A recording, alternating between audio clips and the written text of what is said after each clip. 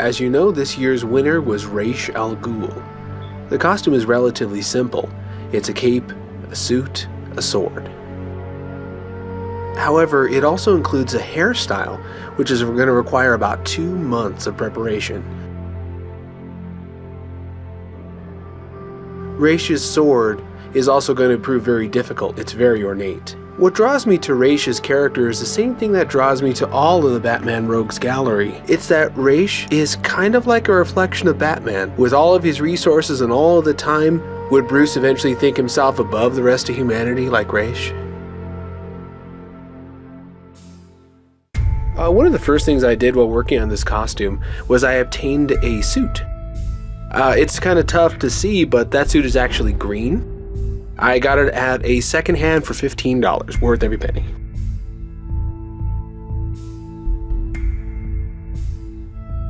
That is a rather large chunk of wood left over from remodeling my kitchen.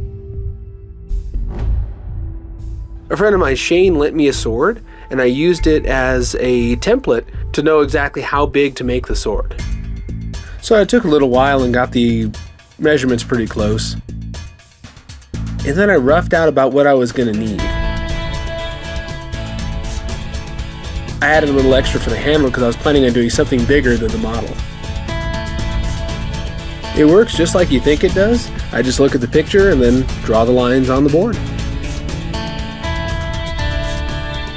I make the biggest cuts with the circular saw because it would take way too long to grind them down with the angle grinder. It's pretty tricky to do it the way that I do it, so don't try this at home.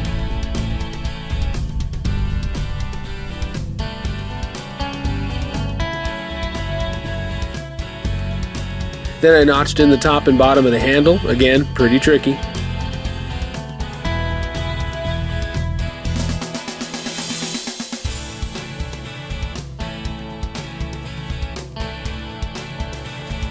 More stuff not to try at home.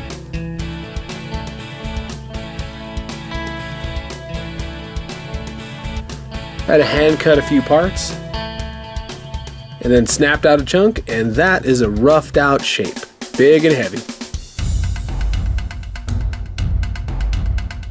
I'm going to skip a whole lot of the angle grinding, but just trust me when I say that it took an awfully long time to get the shape and then to get it down to the correct thickness.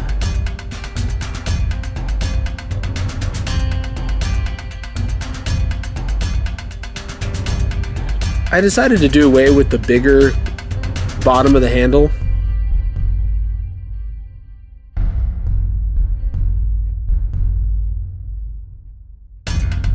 Okay, so I have all the shapes roughed in. Now it's time to do a little bit of sandpaper work. Trust me, there's a lot of sandpaper work that isn't shown here. Okay, kids, you're gonna learn something about costuming today. When you buy a cape on the internet that costs $5, there's a reason it's that cheap. The cape that I bought was actually quite thin. So thin, in fact, it will require modification later on. I bought some trim and added it to the costume. These are, no joke, a second-hand fake gold chain and a pair of earrings.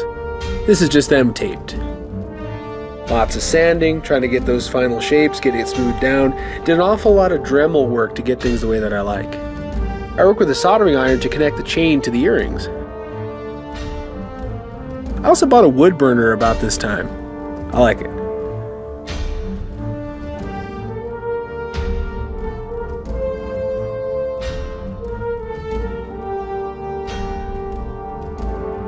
This took a lot longer than it looks to get those to hold together.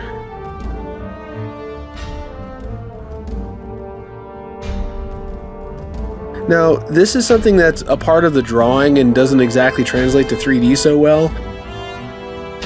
I took the time to line out and etch out a groove that goes all the way around the edge of the sword.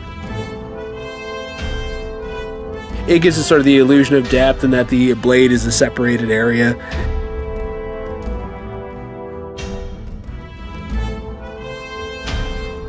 It was no small task. It took an awfully long time, an awful lot of sanding to get it right. I plan to put lots of lines and grooves into the handle to give it detail. I use my wood burner to etch all of those in. That is the wood being burned into shape.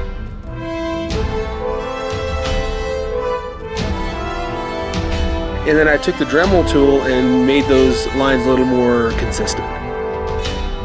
Etched in the jeweled handle.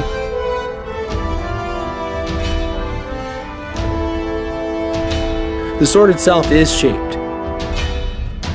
This is the point at which I fix all of my inconsistencies by adding a little wood putty. I make the groove the same thickness all the way around. And then I sand it so it's all one depth and one look. And then it was time for a clear coat. Looking good. Which means I followed up with a second clear coat.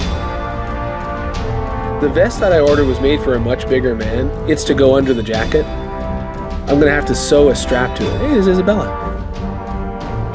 So I make a strap out of a folded piece of cloth, and then I actually just stitch in 2 pieces of Velcro, obviously pointing in opposite directions.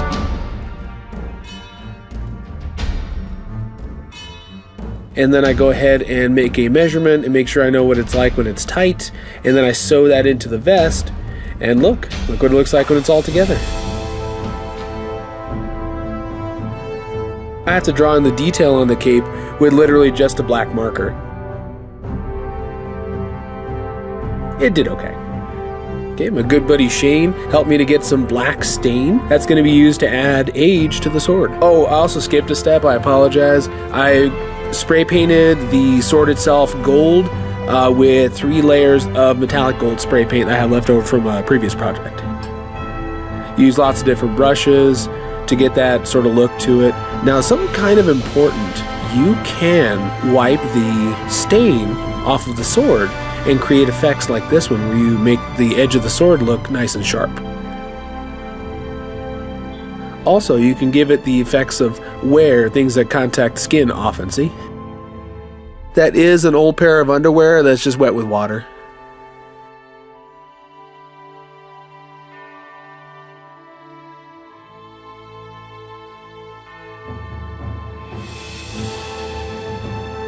Okay, the blue paint, this is going to be the tricky part. You're going to get an undercoating that's going to be a darker blue and then a lighter blue on top of the accents. Kind of tricky, had to do a couple of coats. Little touch-ups. I found out I didn't go all the way to the edge. Looking good.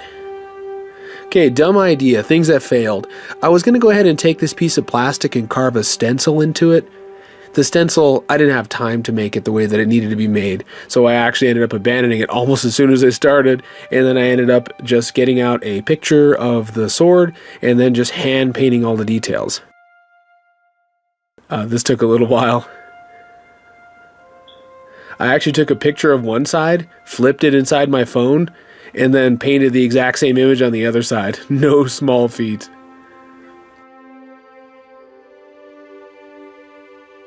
Clear coats, that follows everything, guys. Clear coats is the key to making something that lasts and something that just doesn't.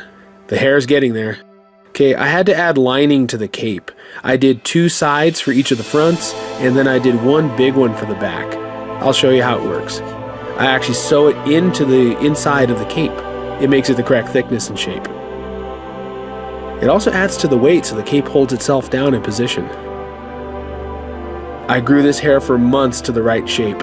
Now I have to shape the beard itself. I cut some stuff down the middle. Gave myself a bit of a Fu Manchu.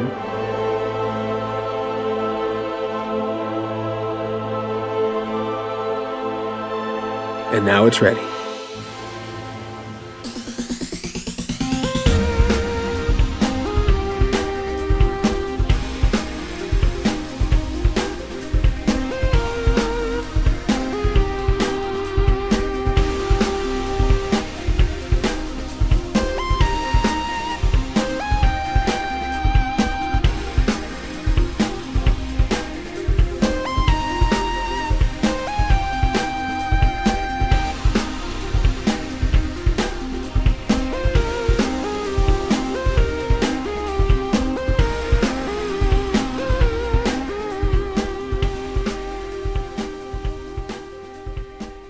It was such a relief to get that hair off. I felt 10 pounds lighter.